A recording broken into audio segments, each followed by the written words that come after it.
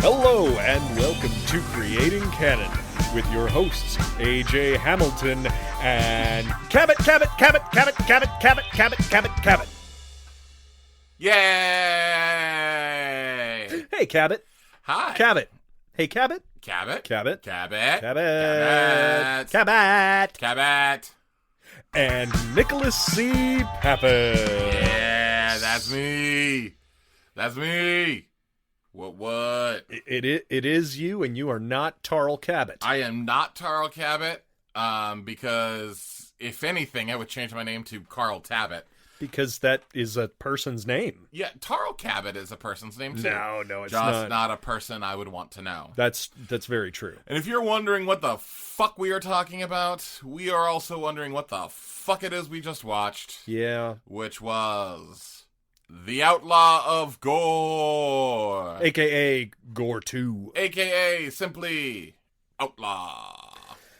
AKA why? Yeah, well, so we should mention that this movie, 1988, directed by John Bud Carlos, who also directed The Dark, The Daytime Ended, and Kingdom of the Spiders. Ooh. The Daytime Ended is a fun episode on the current rendition of Mystery Science Theater 3000. Oh, fun. And the reason I bring that up specifically is because the only available version of Gor II, a.k.a. Outlaw, a.k.a. Outlaw of Gor. Okay, I think we're done with that. Yeah, bit. we got it. We got it. But what was the lead character's name? Tarl Cabot. Cabot. That's right. Cabot. The only available version of this movie. Oh, yes, yeah. Jesus Christ. Is either in Spanish on YouTube, which neither AJ nor I speak Spanish, unfortunately. Nada. We should learn. Yeah, a little bit. So we had to watch the Mystery Science Theater 3000 episode of Outlaw of Gor. Number 519. Number 5. Was it 19? It was 19. Oh, my Lord. Which was an interesting experience. No, it wasn't. Well, I mean, this is the first and perhaps only time we'll do that. Yeah, it's true. It was the only option for us. Yeah. Because we technically had that option for Alien from LA. That's true. But we watched were a very able degraded to find, version of a it. degraded VHS copy. So Yep.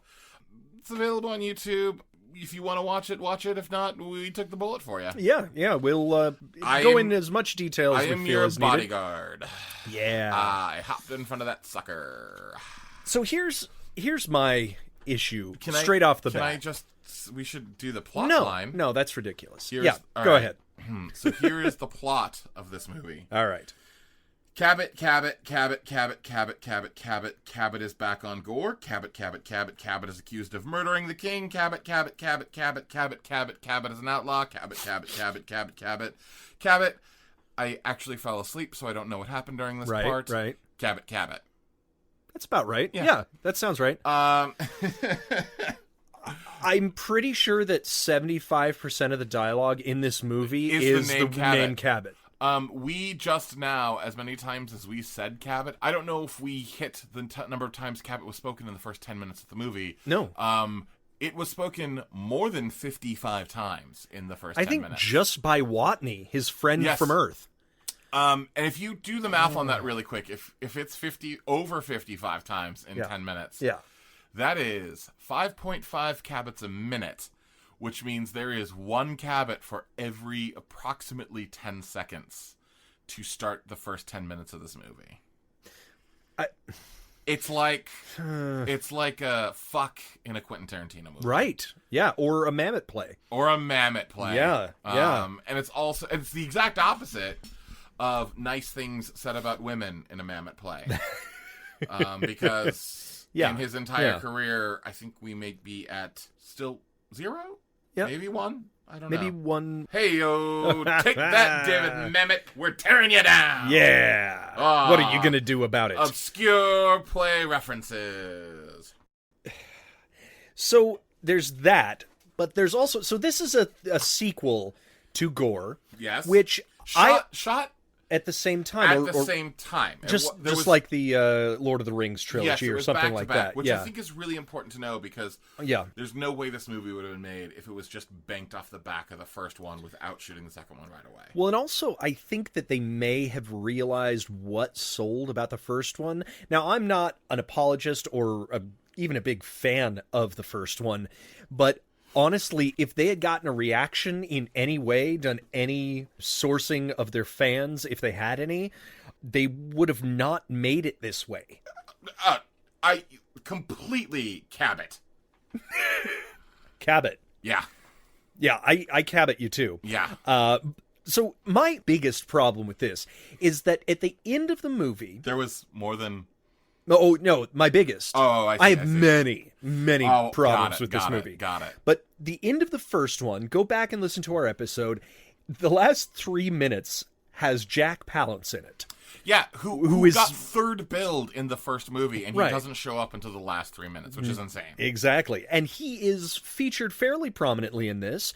And in the first movie, it felt like they were setting him up to be the big bad villain, right? Yes. And then they sort of just sweep him under the rug as not necessarily a henchman, but not the ringleader of the whole thing. Well, that's the weird part is because, so the beginning of this movie, well, first of all, the beginning of this movie starts with a guy whose character's name is Watney. Watney Smith. Watney Smith. No relation to Mark Watney from The Martian. No. He's a better Watney. Much better Watney. Oh, is that the... Matt Damon character? Yeah, it is. Wow, that was a pull. That was a pull. You're welcome. Jesus Christ.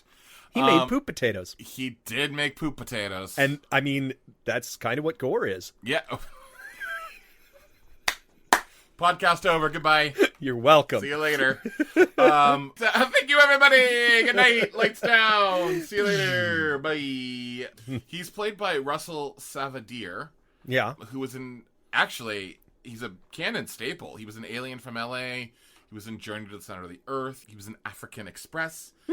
But he looks sort of like a skinny George Wendt fucked Rick Moranis. Yeah, that's accurate. Yeah, and I did that for you, the crossing of two characters. Well, thank you. You're welcome. I appreciate that. Also, he spends most of his time on screen with his mouth open. Yes, or trying to sleep with women.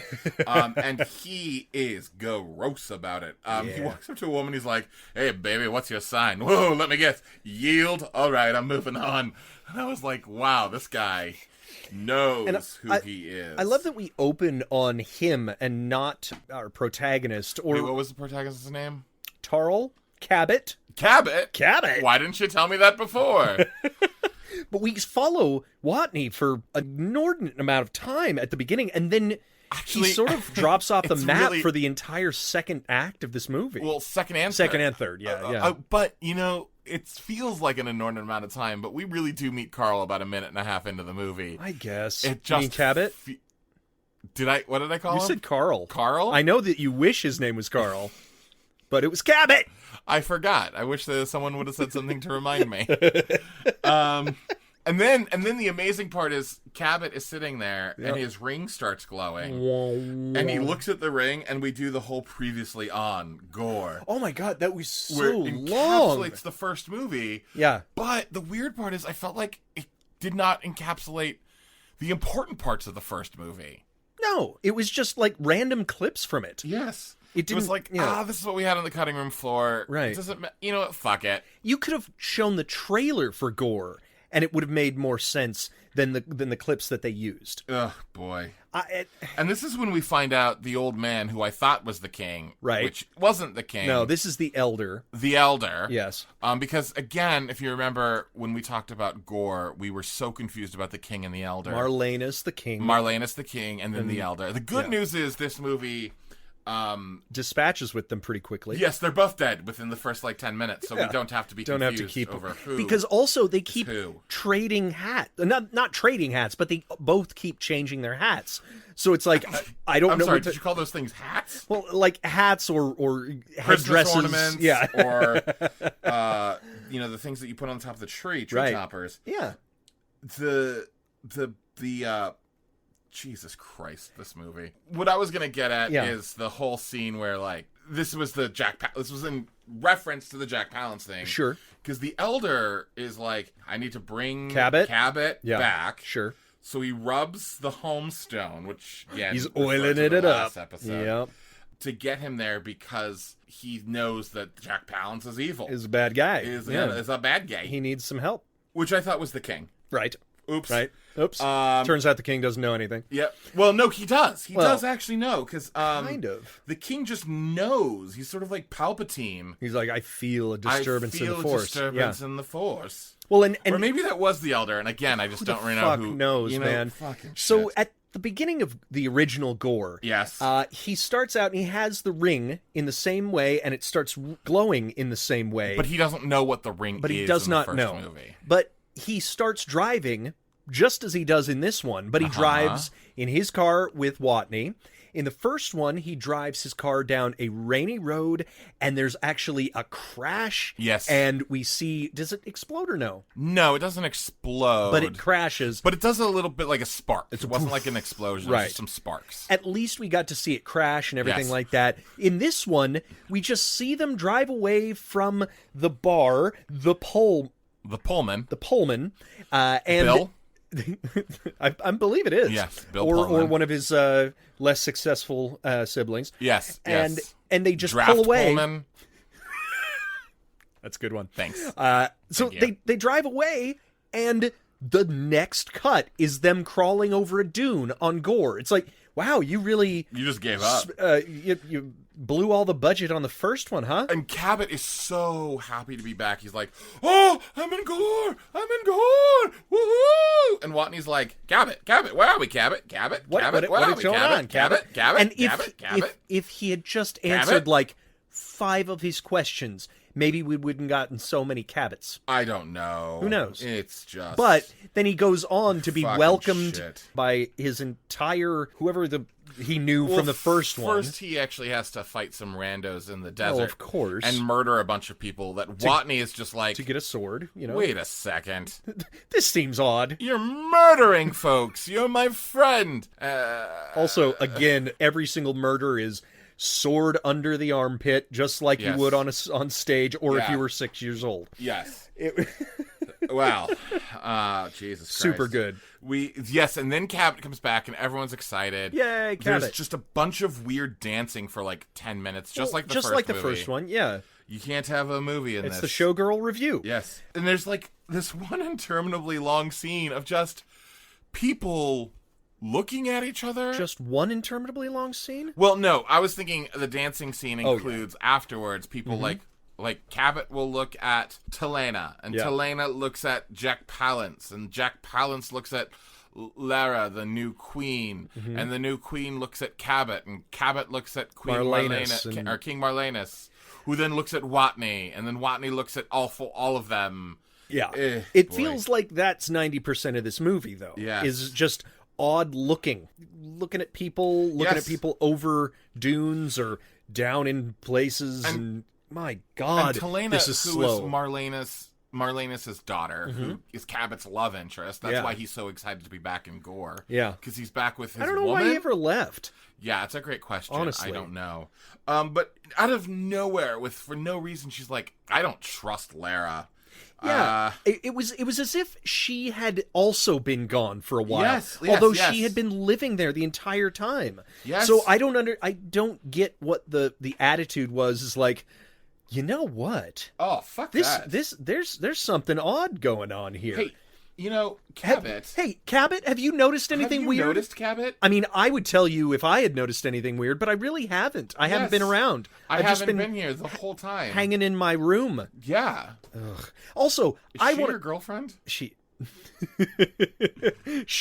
I also want to talk about how quickly Watney just accepts that he's on a different planet. Well, not only does that, it took half the movie for Cabot to get Wait, which used one's to Cabot? it. The Cabot guy. Oh, him. You know Cabot. You mean Tarl?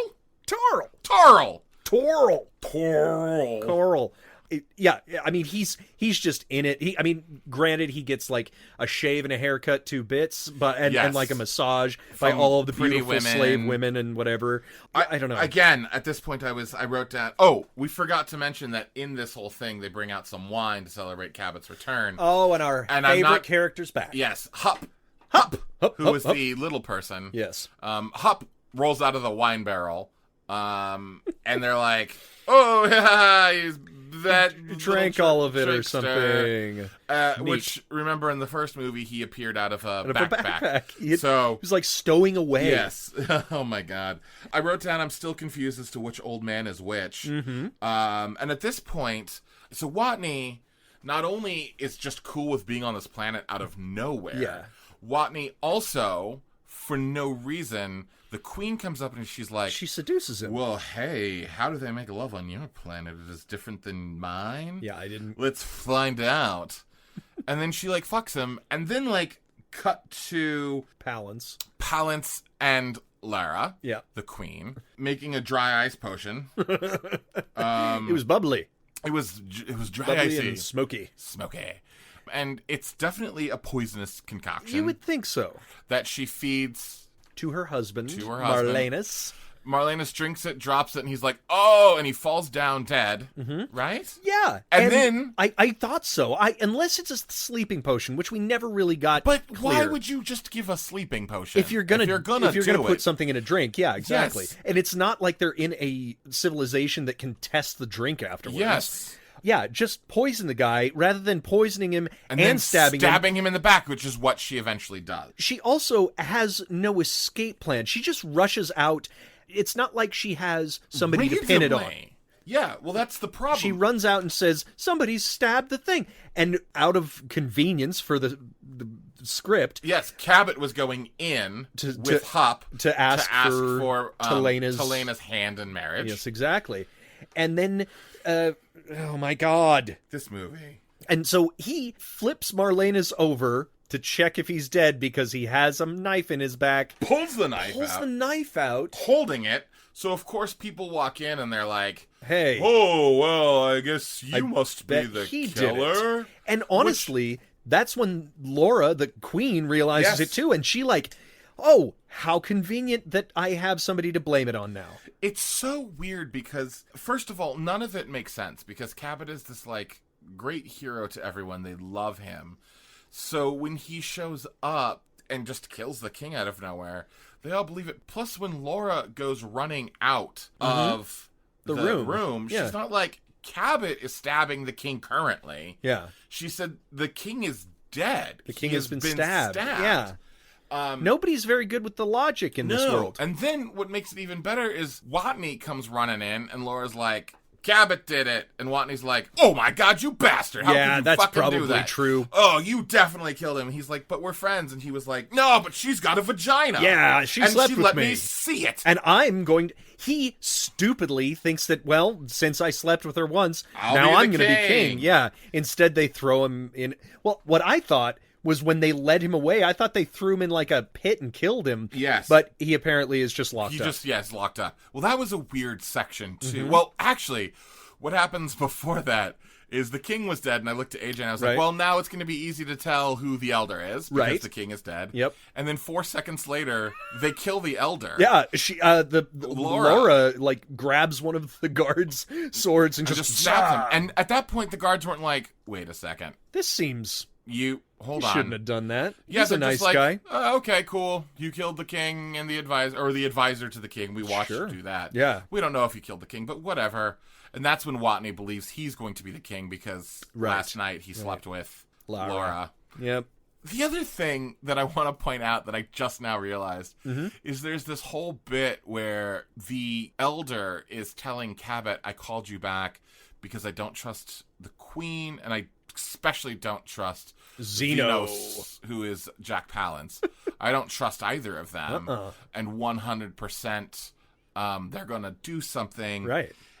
But I can't do it myself because I don't have the strength. And Cabot is like, I'll be your strength, but you be my guide. Yeah. You'll guide me forever, right? You'll guide me forever.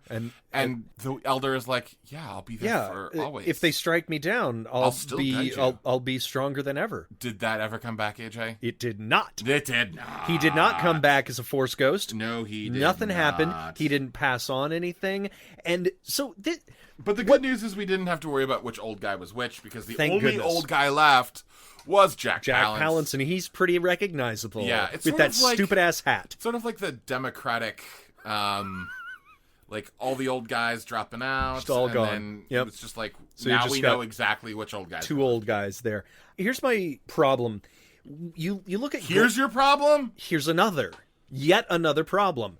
You look at Gore and you look at Gore. No, okay, I will not. I don't want to watch either of the Gores anymore. But the first Gore, you don't want to watch him any Gore? Puns, funny man. Oh man. The problem. I'm giving this movie what it deserves. Nonsense. Puns, nonsense, and I'm not going to let you talk about it. I think that's right, but I'm going to talk about the better Gore. Okay, go ahead. Okay. So the dynamic of the better Gore, which is weird to say that there is a better Gore, is that we follow Cabot, we meet his 3 or 4 companions, including Hupp, and Talena and the Elder and that guy that died at the end of the last one, whoever he was. I enjoyed the big-eyed guy. Yes. Well, that was kind of fun because they're going on this adventure together, they're talking and everything, and eventually they get into scrapes here and there, and they meet other interesting characters. In this, everybody's split up. You barely follow anybody but Cabot and Hupp, and they barely talk the entire time. They have 1.5 adventures. Well, they walk.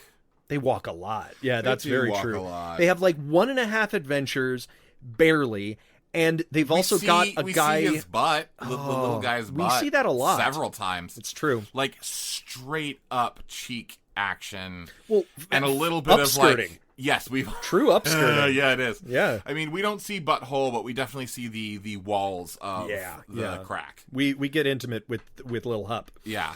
Yeah, it's and the sad thing is, in the first one, we actually got to understand why, no matter how odd the whole world was, we got to understand why Cabot actually was a hero. Sure. And in this, he gets little to no time or example to be a hero, to prove himself a hero. Hold on. No. Okay. No, What's up? Where do you disagree with that? Listen. Mm-hmm. We're going to jump here for a half a second. Yeah, we are. So, well, I just want to put a pin in that for a second because I do want to talk about how he is a fucking hero. Okay, please. But before that, I do want to talk about the fact that rather than just kill Talena, who is the heir to the throne, essentially. Heir to the throne, Lara and Palance, we'll just call him Palance. Yeah. Lara and Palance decide to come up with this convoluted thing of like, well, if we kill her, well, that's on our hands. People get pissed. But if we just put it in her, like we force her into a competition to the death, and one of the other 3 women, then it's God's. It's not us. It's God's hands. And then she wins the competition, and they're like, oh, motherfucker. All right, lock her up. Let's find another. And they never go back to it, though. It's not like it would be interesting if she was in like a gladiator situation repeatedly, but she's only in that one situation. AJ, you are arguing for this movie to be longer, and it is in every single thing takes place in the throne room or outside at the bigger throne room or in the dirt, or just in dirt. Well, and she at this point disappears from the movie, just like Watney has disappeared from the movie. Yeah, we have a moment where Cabot drinks some water, and Hupp is like, no, it's poisoned. Yeah. He's like, how do you know it's poisoned? And Hupp points like 2.5 feet in front of them, and there is a skeleton that is obviously a fake skeleton. Yeah. In the water. That is from Spirit Halloween Superstore. Which is great because I'm 90% sure that is the same skeleton that was in Jack Palance's Office of Evil earlier in the movie. In his laboratory. And then this is where we find out Cabot is the true hero. Okay. You're ready for it. Is this when he peers down and watches slaves being captured? So first of all, I also want to say what's weird about Lara becoming the queen, ostensibly, and in charge, is in the first movie, women on this planet were basically sexual conquests and slaves, right? Yeah, and actually the king didn't have a wife. Of any sort. I mean, he had a daughter, so he must have... I mean, I guess that could have been a slave. Well, this was wife the stepmother. Something? Yes, this was the stepmother. Yeah, you're right. This was the stepmother. Which he married in between the first movie and the second movie, correct, is what I'm assuming. Yeah, when Cabot was gone. But it's weird that this is a movie where the women are slaves and can't be in power. Like, it's seemingly in the first one, and then all of a sudden a female's in power, and it's not commented on at all. Like, they completely changed the rules. Yeah. But that's neither here nor there. Setting aside their revolution for the sexes. Yes, exactly. That happened in between movies. Which I'm glad that it happened. Me too. At least in the world of Gore, women can hold the highest office of power. There's no apparently glass ceiling there. Unlike the United States of America. Ooh, was that too political? At this point, we have Cabot watching a bunch of slave traders capturing just citizens in the desert, I guess, to force them into slavery. Just as with all of the fights in this movie and in the last movie, it's clear as mud. Hey, don't drink that mud. It's poison. Is that why it's red? And yes. Deady? Full of dead? Full of dead? Oh, you. Oh, Diddy. Oh, Diddy. It's like none of the action is clearly defined. It's not clearly shot. Like, and it goes on for way too goddamn long. I actually wrote, this slave capture is so long and boring. Now, I feel like a horrible human being writing down that sentence. Sure. But at the same time. Well, and it was like 3 or 5 slavers trying to capture a bunch, and it looked like they were herding cats. It was one kept like running after another one, and then he would that scene was actually funny. In he would grab if it was supposed to be funny, throw them in the middle, and he would turn around and grab another slave and throw that slave in the middle, and then as they was reaching for another one, like the other ones who were in the middle got up and started running away again. Yeah, and it just was an endless circle of that, and. Slavery is not funny. It's like freeze tag. But no. This was just ridiculous how humorously it was filmed. It was like Benny Hill was conducting. Yes. Honestly. Yeah. Eventually, Cabot is like, we are going to follow them and free those slaves. And Hupp is like, no. No. There are 1.5 of us. There are like 30 of them. This is a bad idea. And Cabot is like, no. On my planet. Because it's his planet now. Sure. On my planet, there will be no slavery. So I am going to make sure, and those people are going to be free. Yeah, that's a good place to start, rather than putting together a team and going and rescuing your girlfriend and becoming the king, and then actually doing the next steps. Attack this small slaving village. Well, the other thing, too, that I want to point out in the first one, it wasn't like Marlanus is the king of Gore, the entire planet. No. Marlanus is just the king of this one little tiny small town. Yeah. So when Cabot's talking about how things are going to be on his planet, it's like, no, actually, time out. Dude. Yeah. That is not. This is just the 50-mile radius that you've explored on your planet. By the way, calm down. This is where we find out that Cabot is a vegetarian because Hupp gets some food and offers it to Cabot, and he's like, ugh, no. I'm going to steal this apple. I'm going to steal an apple instead. You can steal apples on this planet, but you can't do other crimes. No.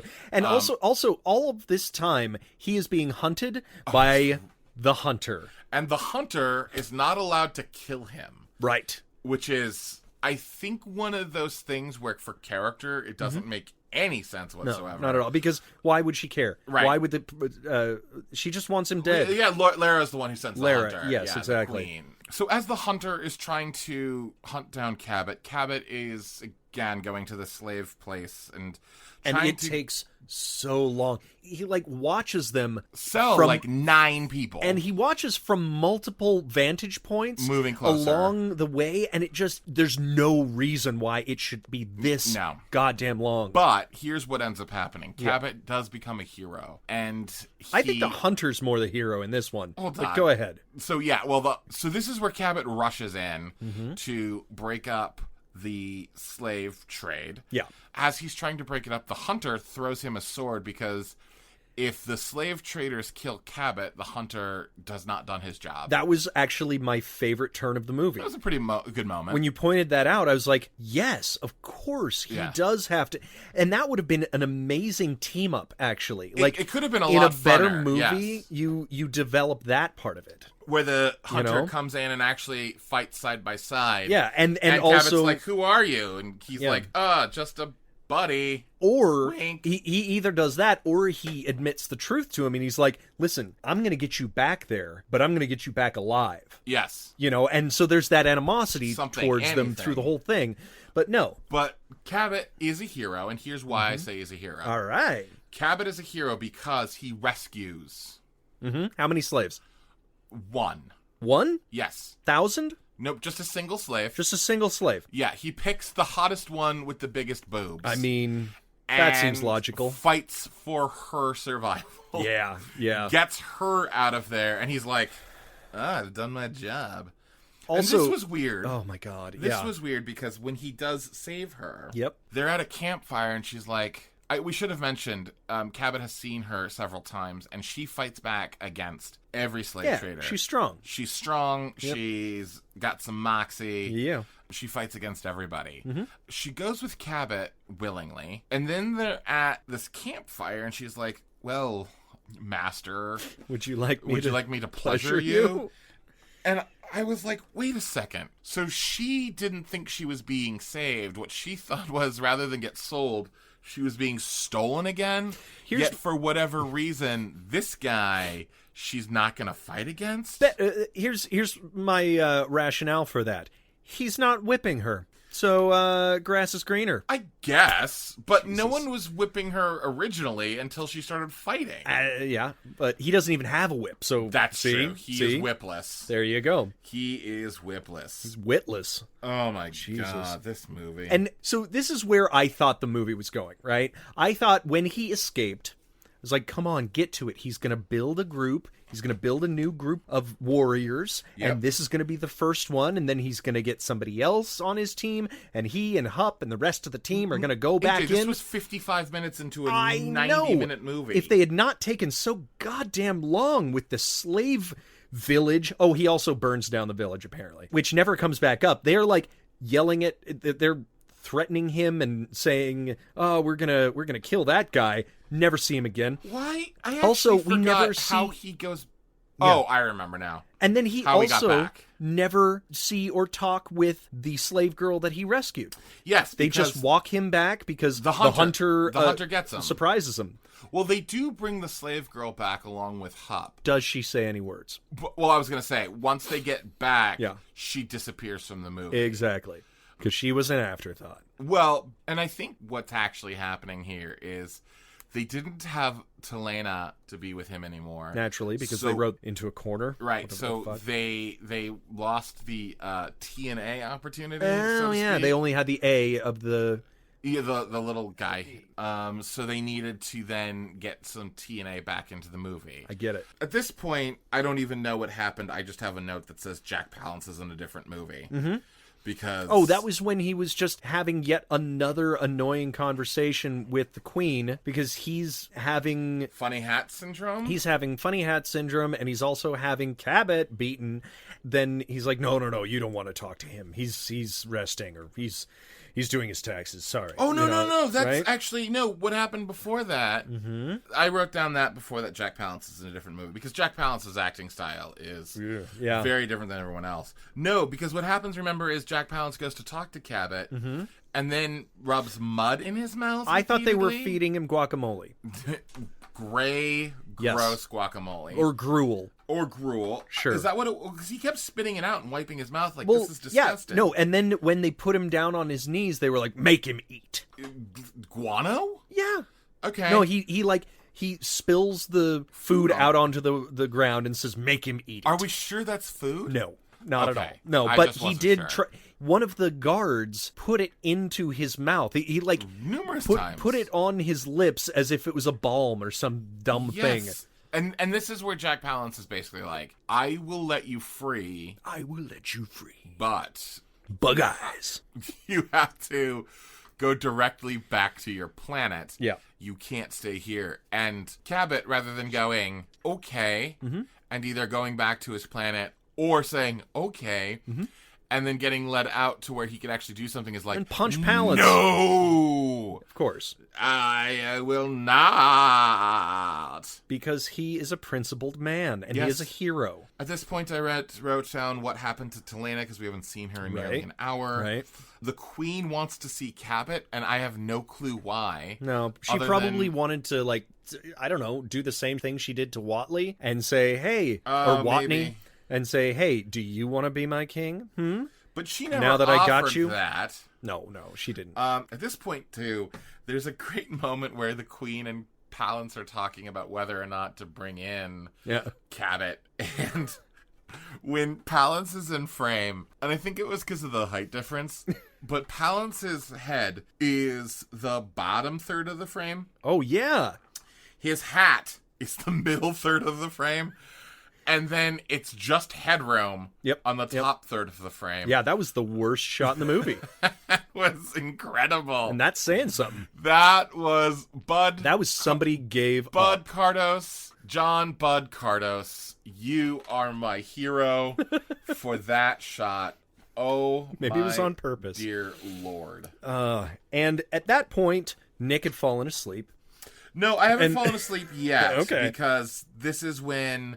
we see the little person's butt again, and Jack Palance says to the Queen, which was so weird. Oh, this is the best, weirdest move of him. Well, it's just one of those things where it's like everyone else in this is doing like sword and sandal talking. Right. And all of a sudden Jack Palance is like, you are behaving like a bitch, not a queen. You are acting like a bitch in heat and not a queen. Is that what the actual line was? Oh, yes, sir. Oh, my God. And her line back was, you disgusting worm. Why would you put something so anachronistic? Yes. I know that it's not even a former time in our history, but we've literally never heard any idioms from our world used in this. And you're right, the sword and sandal language. I will say, too, that like if you want to go down to the road of like bitch and heat, what the bitch and heat actually is a female dog who is ovulating. Yeah. So she is acting crazy. Have you ever had a dog who... I have not. Oh, my gosh. No. So I've definitely... I've had several female dogs, and when they're in heat, they act out of the ordinary. Aggressive or no? Not aggressive, but they are... You can tell they're horny. Like, I mean, this might be too much, but they'll, like, rub themselves on the ground. That's too much. Right there. Things like that. Because their natural instincts are kicking in. So in this world, a bitch in heat might be... Maybe they do have dogs. Well, here's the thing. But the terminology would be different. Well, even if it was the same terminology, the point that I was going to get at is he calls her a bitch in heat because she is acting like a female who is doing things that he doesn't want her to do. Yeah. She's not acting horny. Much like a male in our society would call a woman a bitch who doesn't do the things that she wants to do. Sure. And I'm not, again, advocating for not that at all. Being okay. It's just how people... That's the vernacular. Dicks refer to, women. But... if she was like, I'm trying to have sex with every single guy because I'm super horny, then you can get by with bitch and heat. Possibly maybe that's what we missed. Because I will admit there were some lines that I did miss because the MST3K guys were talking over it. And but I don't their think she defense, was calling Cabot in to fuck him. We don't know that. I'm pretty sure she wasn't, because she was talking about killing him. Fair. I don't know, though. Yeah. Maybe her way of doing things is having sex with a guy and then killing them. Perhaps. Well, she doesn't kill Watney. Who the hell knows? Who the hell knows? And honestly, shortly after this is when I fell asleep, so I don't know what happened. Again, what it comes down to is I have fallen asleep. A bitch in heat is a very weird term to have in this entire movie. Yes, it just screamed like, what is happening? It feels like it belongs in the first 3 minutes at the Pullman bar. Yes, that you know would what I mean? Be the only time you can get by with that. Yeah, it felt honestly like Palance was improving. Yes, it's gross. And I gotta say, I have fallen asleep in precisely 2 movies so far that we have watched for this podcast. The first one was Gore. Yep.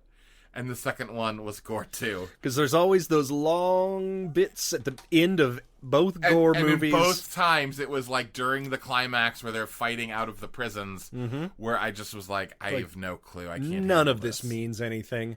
Yeah, at the end, so everybody, of course, gets gathered in a pit of some sort, and the Queen's up there, kind of just like Oliver Reed at the end of the movie of Gore, yes. Which reminds me that I really actually miss Oliver Reed. Yeah, that's because a sentence that I wasn't sure we'd ever say. Batshit as his performances, it was at least captivating, or at least when he was whispering, you had to lean in. When either of the bad guys in this one were talking, I didn't give a shit. So Lara orders her champions or whatever to I was murder. awake for this part. Okay. To murder all of the captives, which are the people. At this point, Cabot, Talena, and Watney shows back Watney, up, and Hupp, and maybe that was it. And so this was the triumphant return of Talena. Yay! And Watney. And before that happens, Palance stops her and says, "You know what? We have to cheers to the gods and say, thank you, gods, for sending us all our slaves and bad people back so that we could dispatch with them." Yes. And it was so clear that he was trying to poison her. It was like the last... She was literally in on the last time. Yeah. When he poisoned the king. His last plot she knew about. She carried it out, for God's sake. Yes. And so she's like, yeah, thanks, give me that. And then stabs him. And then she, like, cheers. And he dies behind the throne. Which I'm sure he took the opportunity to just crawl off frame and leave. Just leave. That was it. He was like, I'm not even staying. I've shot my last parts.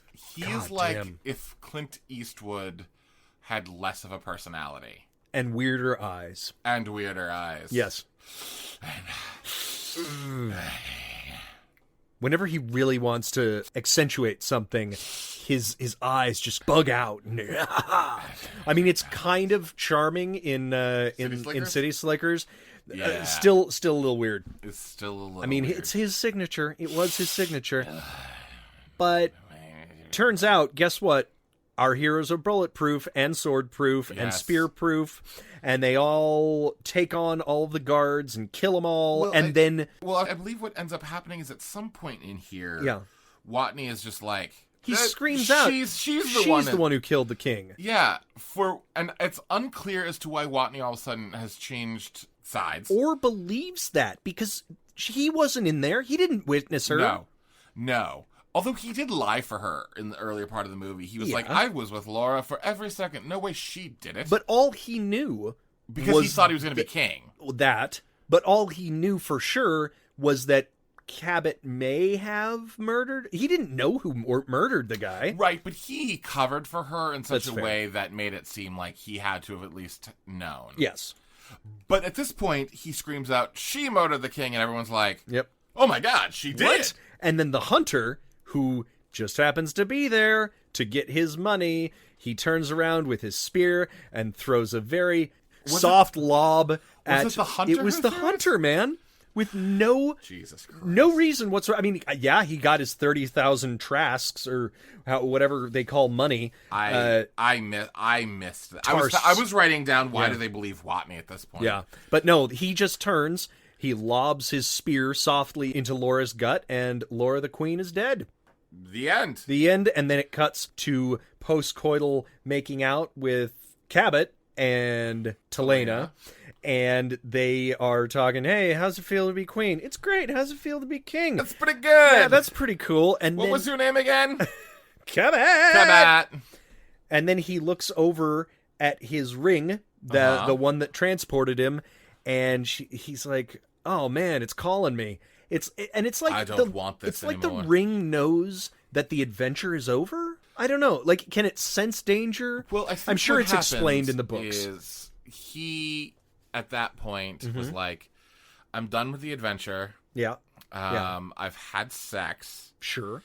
And now the ring knows that all that is left is domestic bliss.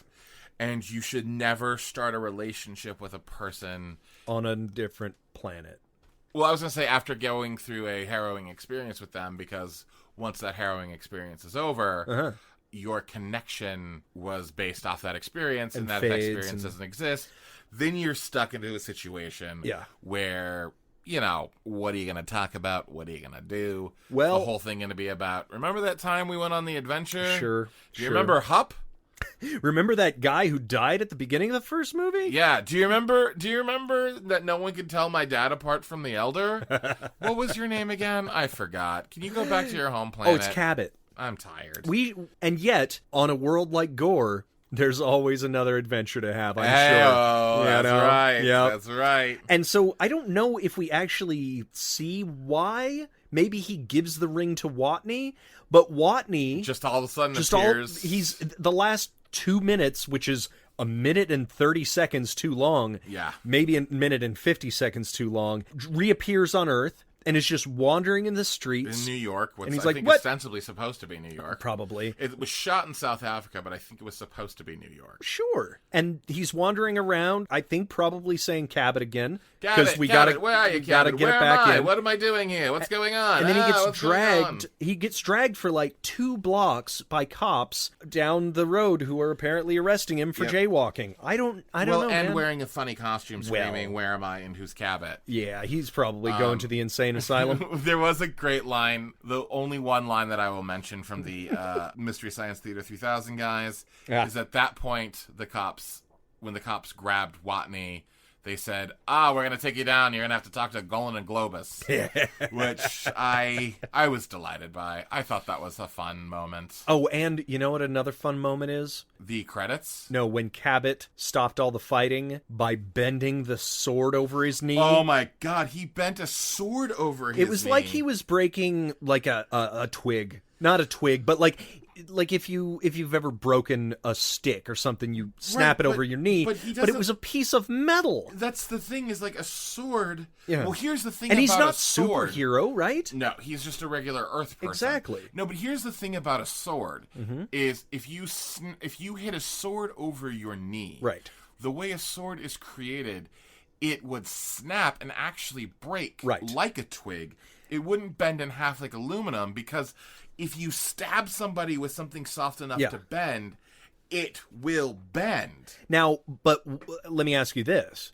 What if it was made of rubber? Yeah. Well, then that's not a... It's a bad sword, but it would absolutely do that. Can't fight with that logic. Thank you very much. So the credits, you were talking about those. Yeah, I'm just happy that they happened. Cabot. Oh, Cabot. One of my only favorite parts of this. Cabot? And it was actually... Cabot. It was actually... You know what one of my favorite meals disorienting. What's that? Corned beef and Cabot. You know who my favorite stand-up team is?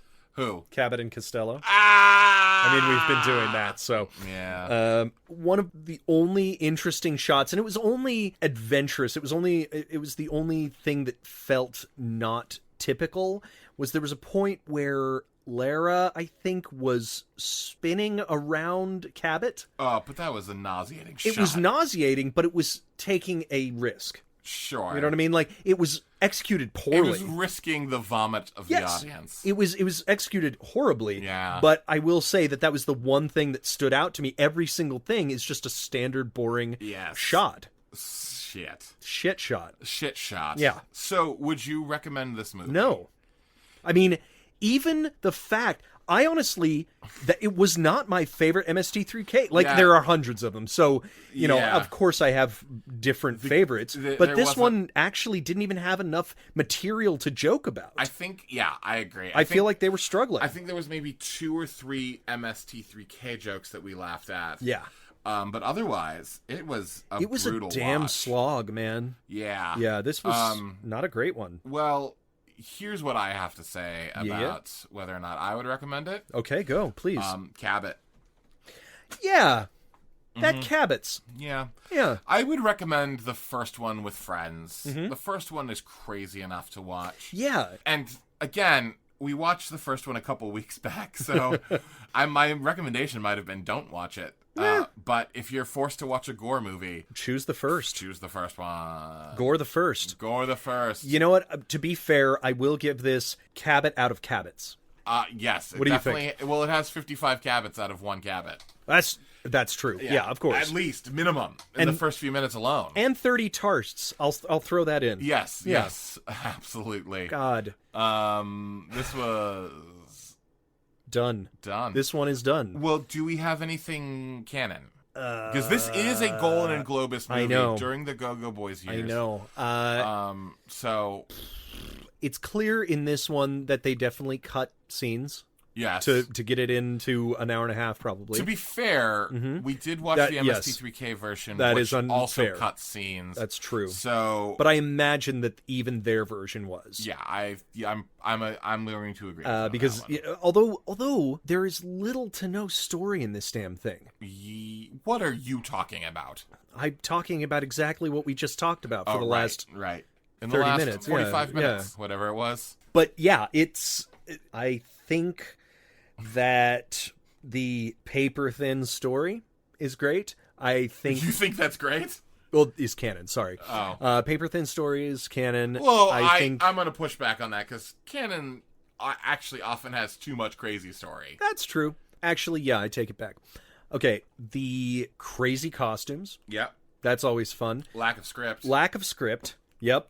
And the inconsistent performance style. Sure. Because I do think that the directors of canon movies don't always know which movie that each one of their actors is in. And sometimes it's because they've only had 3 weeks to write it, and now they're filming. Yeah. And they have no chance to even think about what's going on. God, no. What about you? I think the one thing that I would like to add to that is something I actually admire, which is shooting it back to back. I'm sure that actually saved shit tons of money. Oh, yeah. Because that way you only need Jack Palance there for a certain amount of time. You don't need him there for one movie for 3 minutes and then another movie. Yes. The same thing with the rest of the actors. Oh, he wouldn't have come back.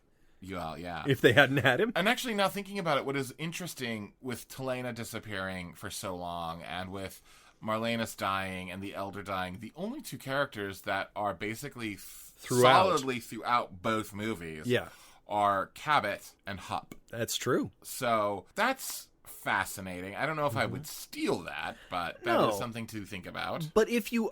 here's the thing about trilogies, I think. There's a third one? Unfortunately not. Oh, thank God. I know. We're not going to be able to see a third Gore. But any type of movie where you are filming... back to back. It's interesting because it's almost hard to make independent movies of each other. Like, well, you don't want to do that when they're shot back to now, back. But don't you? No. Wouldn't you want each movie to stand on its own separately? I'm thinking of all the movies that I know of that were shot back to back. Okay. And they are all direct sequels to each other in such a way that, like, but I think that's a modern problem. The Hobbit. Yeah. Back to the Future 2 and 3. Okay, yeah. There is no ending to Back to the Future 2. That's true. It just says to be continued. That's the same thing with Pirates of the Caribbean. Yes, but the when first they were shot one, back to back. Correct. The first one, though, was a solid one movie. Right. And I think that there's a problem when you're shooting back to back, is that you're not thinking about the one single movie. You're thinking about the 2 movies that it's going to make rather than how they're going to stand on their own. And I really think that this first one was much stronger than the second one because they, in their own mind, were thinking, oh, we've got all this backstory. We don't have to cover anything anymore. Well, yes, but... well, also, too, we have to give credit to the fact that the first one was directed by Fritz Kirch. Oh, and the second one was directed by John Bud Cardos. Oh, Bud. So that is a thing in itself. But I don't know. I disagree with me. Well, this is a bad movie. I think in some ways I do disagree with you in that when movies are shot back to back, and in fact, I would actually argue that is the problem with this movie. Okay. Is that they tried to make it 2 separate movies. And you're probably right in some ways in that they were trying to give some of that backstory. They're like, oh, we already have the backstory. We don't have to tread especially it again. with that weird flashback. But what ends up happening is, they try to make this its own standalone movie. Okay. As far as this differentiating between the first and the second, which might be because the first one did so horribly that they had to put this one out, and they were like, fuck, well, I guess we'll just put it out. Yeah. And then hopefully if no one saw it, we'll have to, like, fill in stuff. But at the end of the day, I think when you are shooting back-to-back, you want to have that, like, to-be-continued thing that this one doesn't have. I suppose so. Regardless, I didn't like it. What? I don't think I'd recommend it. And what? I'm sort of glad we don't have the Blu-ray of it. Of either of them. Yeah. I'm happy that we watched both of these practically back to back, because we're done now. So that way we don't have to go back and rewatch. Except I've heard in 2021 they're making Gor III. Well, it's not going to be a canon film, so we don't have to watch it. Actually, they're rebooting canon just for that. Are you fucking serious right now? No, I'm not. Oh, you piece of shit. Sorry, bud. I'm so mad at you. But if it had been rebooted, we could have this podcast going on forever and ever and ever. Yeah, we could. That would be pretty fun. It would be like watching Gor II. Oh, God. It goes on forever and ever. And Cabot. And next time. All right, Nick, what's next time on Creating Canon? Well, next time, AJ, it's right around election season, and I thought, it might be interesting to take a look at a movie that seems to have similar politics as to the politics that we are looking at today. And I know you might be thinking, like, oh, are we doing a Michael Moore documentary? Or, possibly. Are we doing a Dinesh D'Souza gross travesty? No, we're not. What we are looking at is a movie from 1970 called Joe, starring Peter Boyle. Oh. Directed by John G. Alvidson. So, yeah, we're gonna go there. And this will be, I guess, our election spectacular. And our spooktacular. I guess it would also be our spooktacular, too, because it's right around Halloween, and it's a nightmare. Movie. It's a nightmare. It is a nightmare of a film. And a time to live in. Okay, cool, fantastic. Yay, Joe! Hey, Joe, next time. Next time. All right, that sounds fantastic, and it's better than Gore. Yeah, so, wow. So we will see you next time. And Nick, where can we follow you? You can follow me at Nicholas C. Pappas on Twitter and on the forever under construction website, nicholascpappas.com. Sure. And you can follow me at the AJ Hamilton on Twitter and Instagram, and you can follow me on my website, theajhamilton.com. And finally, Creating Canon at gmail.com or at Creating Canon. That's CANNON. If you are a lover of Gore, please tell us why. Yes. And why we are wrong. And the books, too. If we are missing... Oh, yeah. If you have read the books and we are missing something in these movies because we haven't, please let us know. I bet you those are good books. Or maybe decent books.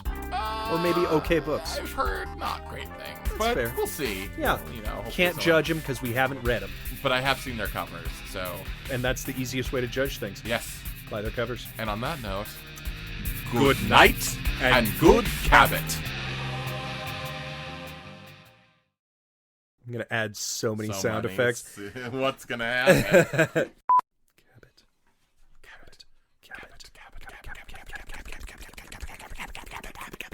Oh, sorry, did I interrupt you?